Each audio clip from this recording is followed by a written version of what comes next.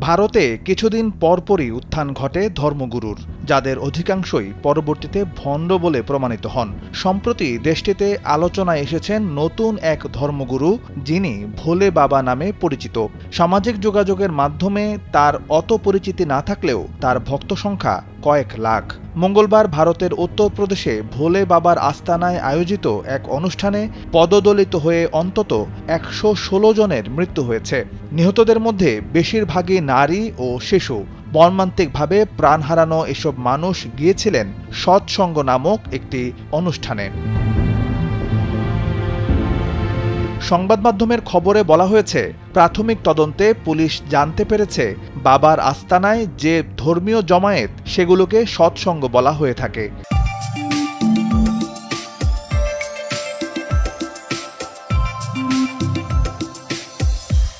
আয়োজকরা ৮০,০০০ মানুষের জমায়েতের জন্য মঙ্গলবার অনুমতি নিয়েছিলেন, কিন্তু প্রকৃতপক্ষে এর কয়েক গুণ বেশি মানুষ মঙ্গলবার জড়ো হয়েছিলেন ভোলে বাবা নামে পরিচিত ওই স্বঘোষিত ধর্মপ্রচারকের সভায়। পুলিশ জানিয়েছে, এই ভোলে বাবা নারায়ণ সরকার হরি নামেও পরিচিত। বহুল আলোচিত এই ভোলে বাবা অতীত জীবনে পুলিশ কনস্টেবলের চাকরি করতেন। এরপর ইভটিজিংয়ের দায়ে সেই চাকরি থেকে বরখাস্ত হন। জেলও হয় তার। জেল খেটে বেরিয়ে কিভাবে একজন পুলিশ কনস্টেবল ধর্মগুরু হয়ে উঠলেন, সেটিও যেন এক সিনেমার গল্প। মঙ্গলবারের ঘটনার পর ওই স্বঘোষিত ধর্মপ্রচারকের খোঁজে তার কয়েকটি আশ্রমে তল্লাশি শুরু করেছে উত্তরপ্রদেশ পুলিশ।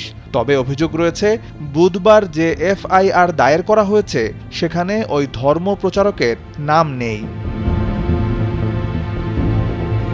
উত্তরপ্রদেশ পুলিশের সূত্র অনুযায়ী ভোলে বাবা নামে পরিচিত নারায়ণ সরকার হরির আসল নাম সুরজ পাল জাটভ।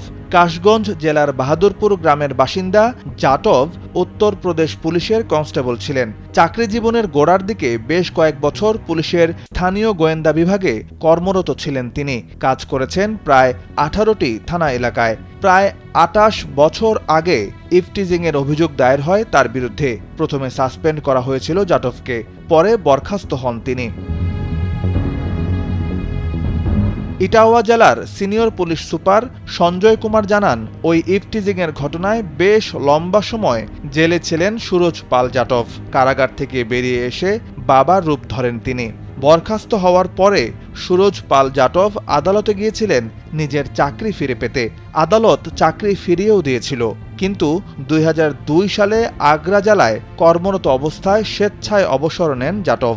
এরপর তিনি ফিরে গিয়েছিলেন নিজের গ্রামের বাড়িতে। কিছুদিন পরে তিনি দাবি করতে থাকেন যে সরাসরি ঈশ্বরের সঙ্গে কথা হয় তার। ওই সময় থেকেই নিজেকে ভোলে বাবা হিসেবে তুলে ধরতে থাকেন জাটভ। সাইফ বিন আইয়ুব, কালবেলা ডেস্ক।